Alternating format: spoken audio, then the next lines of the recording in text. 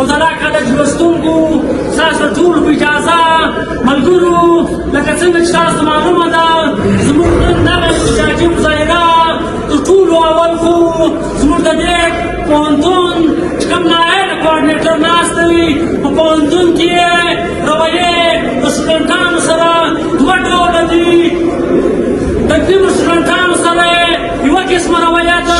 د نیمو سټوډنټانو سره بله قسمه رویه ده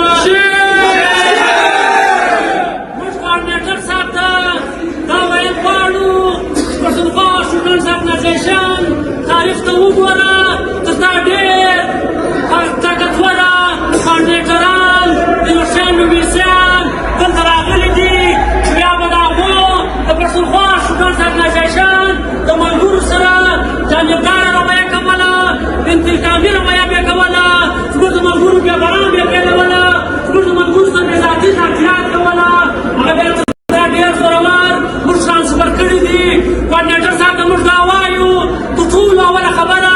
چې ته د دې پوهنتون کوارډینیټر یې که انساني سربراه یې ستا رویه به د ټول پوهنتون د لوستونکو سره یو رنګ وي کوارډینیټر صاحب که ته چیرې د پښتونخوا سټوډنټس ارګنایزیشن ملګري صرف په دې وجه پیلوې په دې وجه یې راپورټوې چې د پښتونخوا سټوډنټس ارګنایزیشن سره تعلق لري او د بل تنظیم سره د بل چا سره د جعلي خلکو سره په دې به ته ښه رویه کوې هغو مېموران به وکړې چې دا فلاني تنظیم سره تعلق لري کوارډینیټر صاحب ستا دغه رویه په هېڅ صورت موږ ته قابله قبول نه ده په هېڅ صورت موږ نه منو که ستا دا رویه وه که ستا د زموږ د ملګرو سره دغه انتقامي رویه نه که پرېږدله دا یوه ورته ناست یې اورې د دې ځایه بچې دا کرسي به پرېږدې ترانسفر کېږې به په زور دې ترانسفر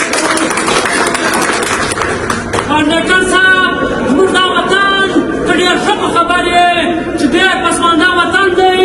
افغان شاه یونیورسټیان ته راځي هغو په سرکاري تعلیمي ادارو کې